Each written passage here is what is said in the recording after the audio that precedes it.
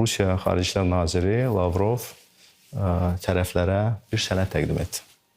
Artıq qərarın ilkin layihəsi, belə bir ki, təklif olunan bir variant təklif edildi. Götürdük sənədi, baxdıq və gördük ki, uzun sənəd deyildi.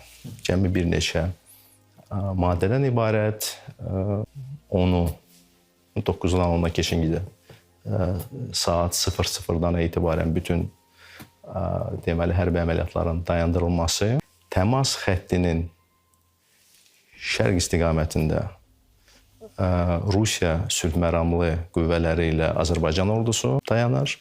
Təmas xəttinin qərb istiqamətində erməni silahlı qüvvələri ilə yenə də Rusiya sülh məramlı qüvvələrinin deməli dayanması. Artıq təklif olunan sənəddə 9-u tarixində atəşkəs elan olunan kimi dərhal heç bir əlavə şərtlər razılaşmadan, o cümlədən erməni hərbiçiləri orada qalmaqla, heç bir ərazilər boşalmadan artıq həm şərq tərəfindən, həm qərb tərəfindən Rusiya sülh məramlarının yerləşdirilməsi.